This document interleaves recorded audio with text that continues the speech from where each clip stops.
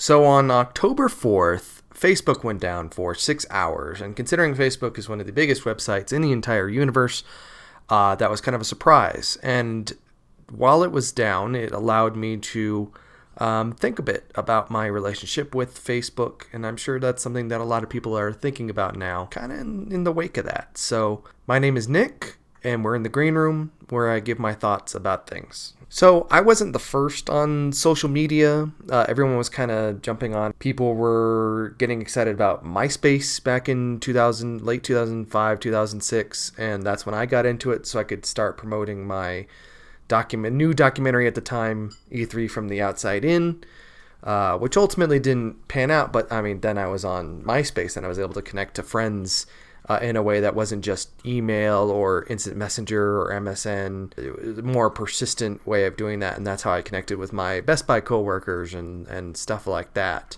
And I wasn't the first on Facebook. Obviously, it was only available to people in high school and colleges and stuff like that. And when it opened, I still wasn't on it. I didn't get on it till I think I signed up in 2007. So I wasn't the first on Facebook, but I did eventually catch on. I think I started really posting at the end of 2008. And people don't remember that before Facebook, really, there was no place on the internet where you and your family and your friends could all kind of just come together. Like, people forget that. People forget the Paul Harvey email chains, or the email chains where you needed to do stuff like Facebook memes are doing now that your aunt keeps posting all the time. Before Facebook, there was really no way to connect with people and share your exploits. And as people got smartphones and could post stuff, you could put it on Facebook, and that was really cool, and everyone could see it, and they could see all the. I remember there was some, kind of trepidation around opening a social network to your parents when you maybe developed some routines and some habits on the internet before Facebook that you weren't quite ready to expose the whole family to at that point. I'm not saying it was me. Before Facebook, I was on the internet. I was on web forums for, a decade. And I knew about memes and all that stuff ahead of time. Back in those days, 2009, 2010, my friend Kelly had really gotten me into the whole Web 2.0 stuff, the TechCrunch stuff, learning about new startups, Foursquare, Facebook, Twitter, blah, blah, blah, blah, all these different startups and stuff like that. I read David Kirkpatrick's The Facebook Effect, which really painted Facebook as this kind of idealistic company that was really trying its hardest to bring people together and do it legitimately and non-anonymously. Like on MySpace, you could be, guitar player dude, but on Facebook, you had to be a real person. You had to use your real name, and that really changed social networking. That really gave Facebook its power, is that you weren't anonymous anymore in order to participate. And of course, I was there first night to see The Social Network, which was based on Ben Mesrick's book, Accidental Billionaires, which tells Eduardo Saverin's book, tale. He was a co-founder of Facebook. That's a whole thing. So obviously I was like right there in the thick of it. And over time, Facebook kind of became, of these different social networks, Facebook kind of became the one closest to me. It was like you have your friends, acquaintances, close contacts, whatever. You have these layers of people, and Facebook was the closest. It's the place where I could give, my most intimate notes, and I could talk to people, and that's the way it still is. It's the place that's closest to me. Facebook really just became, for better or worse, it kind of became the social network that was, the closest to me, and that's how I treated it. And I know that it was hip to be not on Facebook, to quit Facebook, a decade ago, but Facebook was very useful for me. Although my Discord is more kind of that anyway. It's weird how that's kind of changed over the past couple of years. But the thing about Facebook is, like every digital platform out there, is I got addicted to the notifications. I got addicted to having a tab open and seeing if there's a number next to it. And if there is, I have to immediately check on it. I have to see what's going on when I wake up. I check Facebook. When I go to bed, I check Facebook. When I'm bored, I check Facebook. And not just Facebook, Reddit, all these other places. I check my YouTube Studio account however many million times a day. And it was obviously very unhealthy. And of course, for years, everyone's been saying, like, social media is bad for you, it's psychological effects, it's ruining people. Yeah, I know, but whatever. Everything in moderation, right? That was the goal. That's the dream. At least I think so. But it wasn't the dream that I was living. So fast forward to now, and Facebook is just stressful. And when you have the outage on the 4th that it was, it really gave me a time, especially when I had just released my newest video on my gaming channel, The Nth Review. While that was kind of blowing up, it gave me time to kind of sit there and just kind of reevaluate my relationship with Facebook and how I used it. And so I moved the app on my phone to a folder so I didn't have immediate access to it. I closed the tab on Chrome so it wasn't sitting there bugging me at all times. I really just kind of stopped absorbing Facebook for a bit. And since the 4th, it's been kind of a one-way relationship. Like, I'll take a cool photo or photos and I'll send those out, or I'll have a random shower thought and I'll send that to Facebook.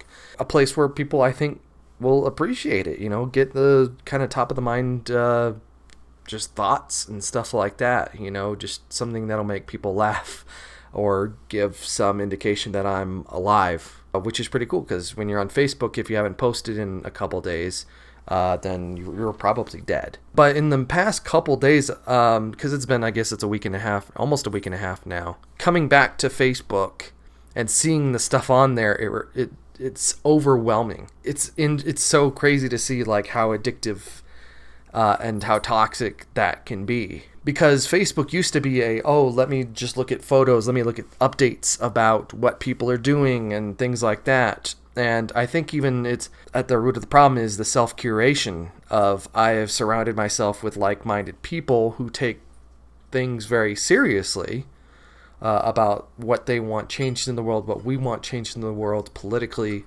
sociologically, as a country, things like that. And it's kind of a bummer to, at one point, you want to see how people are doing, and memes are fine, but then to also just doom scroll, just see how miserable things are, just how angry the world, or how Facebook projects the world, makes you angry, because some people, even myself, will go on Facebook and we will just freaking shout at everything. And the past 4 years of our previous president really ratcheted that up. It really created a polarized view there. And it's kind of a relief to not have to see how crappy and miserable the world is. I'm not having to sit there on Facebook in kind of a painful time and see, like, oh, right, yeah, Christopher Columbus was an awful dude. America did some really awful stuff, and have to keep reminding myself and having all these hills to die on of, this is also bad, I need to fight for this. This is also bad, I need to fight for this. This is also bad, I need to fight for this, and I need to fight for this. And rights are disappearing, and rights are we're never there, and being reminded that constantly. Every day has to be a fight, and there's always something to fight for, and everything is fight, and just screw everyone, basically. And that's what Facebook is, and it's easy to see.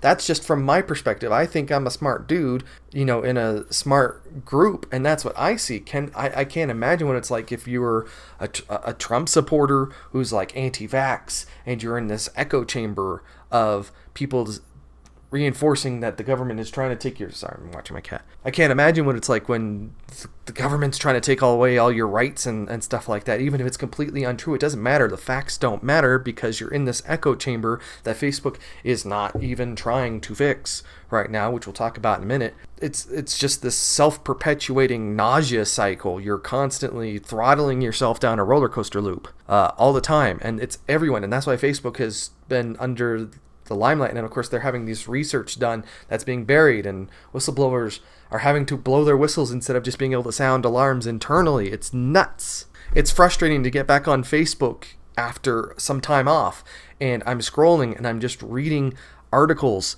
from local news sources, and it's just all you want to do is just argue with people because they say just really awful, dumb things that don't make sense. That's what Facebook is. It's a place where you just get angry. It's just a place where you get angry over and over and over again. My cat just kind of crawled up on the cabinets. It's pretty great. And then at the same time, it's like starving kid in Africa syndrome, because you can have these victories. You can have these just little victories, little things that pick you up and aren't superficial and aren't pastiches. And it's like, oh, but there's starving kids in Africa. There's people's rights being, what I was talking about earlier, just everything is on fire all the time. And like you step outside the world, into the world. And I mean, it's not that those things are false. It's just like, the world isn't on fire. You can chill the fuck out and solve some problems, because no problems get fucking solved by screaming at each other on Facebook. It's a freaking nightmare there sometimes. It's so stressful. It just ramps my anxiety. Like, it sucks to watch conservatives just sit there and say the most racist, hateful things, and they don't realize that it's racism or that it's hateful. They have blinders on because, again, they're in this echo chamber. They don't get it. And this isn't about equal sides. There are no equal sides. It is right, and then there are fringe people. Fringe anti-reality people. And Facebook doesn't care. They're like, well, we'll give the same amount of floor space to serial killers because we think, I mean, they're people. We'll give them the stage, whatever. So I've had to change what my expectations of Facebook are. And I have to admit, like, scaling back and not checking on it on a regular basis, even if I still do, like, I don't know, once or twice a day, instead of just when I'm bored, like, all the time, that, like, totally frees up, like, an hour every single day. Like, the past week and a half, I've had, like, an extra hour just for me that I can do other things, like this, whatever this is. I don't know what this is. What is this? But I can do that. I can focus on other things. I can be selfish. Like, yeah, I'm not scrolling through news feeds and liking everyone's posts and congratulating them and everything, and that me pouring myself out wanting to, I guess, people please even to some extent. But I have friends that are really involved in important causes. Got friends running for office. I have friends that we're trying to do some really important stuff, and to not have the heat on at all times is like such a relief. Like, to have that time back for me, to be able to focus on me again. Social media is so much about throwing yourself out there. It's like, and Twitter's awful too in its own perverse little way. But Facebook in particular is so, it's like I want to connect, I want to stay connected to all of my friends and my acquaintances and these close people. But I also want to have a moderated relationship with Facebook. And the fact that it's Facebook, my closest network, the one that I thought was so idealistic, even if it does have its flaws, even if it is a publicly traded corporation, even if it's still profit seeking, it's frustrating that my closest, tightest, most intimate social network is the one that is giving me so much stress. And maybe that's just indicative of the internet at all. I remember 25 years ago, it was, hey, web forums, those are still stressful. The laser pointer works. Really does. Boop. Look, there's a laser pointer. That brought him down. And then there's talks of regulation. Like, what's Facebook going to do? Are they going to volunteer any information that would help Congress understand what needs to be regulated? Probably not. Not for a while. They're going to have to fight for it. What does that regulation even look like? Why? It's obviously not going to be exclusive to Facebook or anything like that. So I'm not leaving Facebook. I'm not going to be one of those, flannel-wearing hipsters who drinks organic vegan tea and talks about how he's on Signal or whatever the Signal TikTok. I'm not going to be one of those people. But at the same time, just stepping half a step away, 3/4 of a step away from Facebook is just so much less stressful. And I say that as someone who deals with anxiety regularly. I'm a high-functioning anxiety monster, and Facebook just plays on that. It's kind of like Epic and all these game companies and Activision employing I don't know if it's true, but like employing psychologists to get into people's heads and design games in such a way that they want gamers to buy stuff more often, and so they will design games in such a way that you want that. It like taps your dopamine centers, your hippocampus and blimpoblampus, but you want that hit over and over again, and they basically turn video games into casinos, essentially. And Facebook does essentially the same thing, but it's with your friends and your family, and all of these intimate pictures of you and stuff that you would never make public. You give all this information to them with this idea that they will treat you right and treat your information right, and then when they don't, it's really disappointing. So, not leaving Facebook, but damn, do they have to change. Kirby just wants the attention. Those are my thoughts. I don't know what this channel is going to be yet, but we're going to find out in good time. Go check out my main channel. It's where I do long-form video essays on video games. It's the Nth Review, Patreon, and all that stuff. And don't forget to